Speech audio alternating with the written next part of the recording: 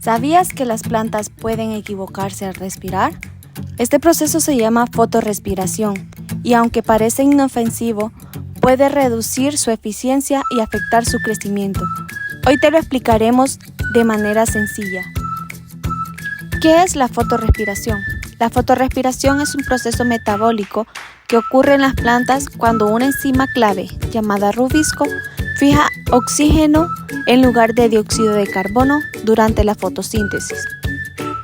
Esto ocurre parcialmente cuando hay condiciones de alto oxígeno o bajo dióxido de carbono. En el paso inicial se forman 6 moléculas de 3-fosfoglicerato y 6 moléculas de fosfoglicolato.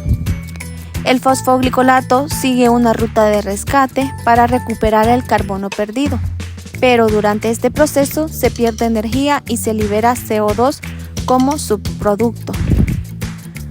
Como resultado de la fotorrespiración no se produce suficiente gliceraldehído 3-fosfato, que es el precursor necesario para generar el ribulosa 1,5-bifosfato y continuar con el ciclo de Calvin. Esto lleva a una ineficiencia metabólica ya que no se produce glucosa y se pierde energía en el proceso.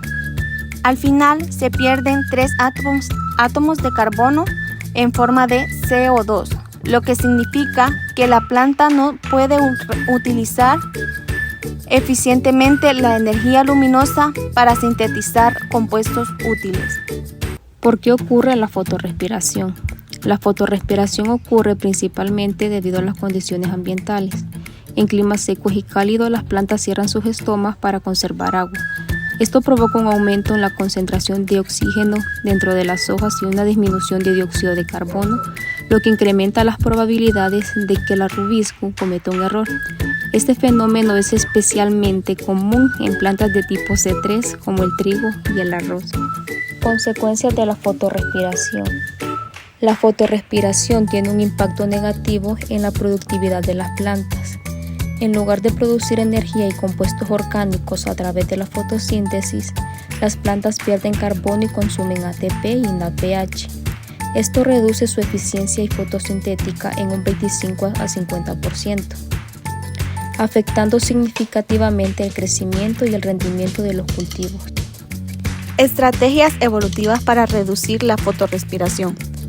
Para minimizar las pérdidas causadas por la fotorrespiración, algunas plantas han desarrollado estrategias evolutivas.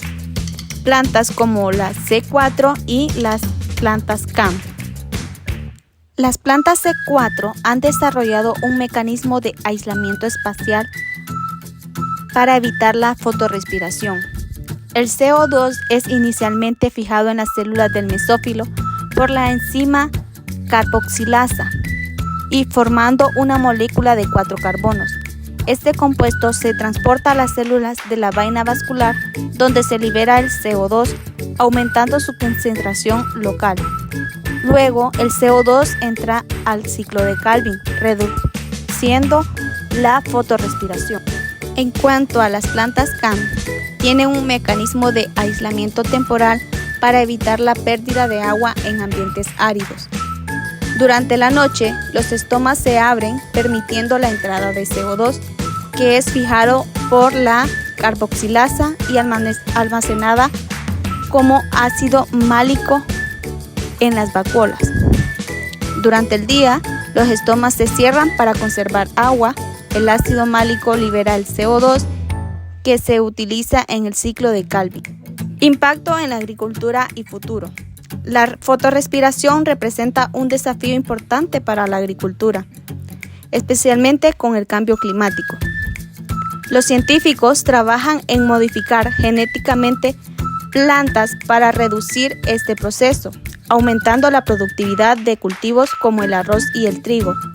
La mejora de estos sistemas podría ser clave para garantizar la seguridad alimentaria mundial. La fotorrespiración es un proceso complejo que refleja las adaptaciones y limitaciones de las plantas frente a su entorno.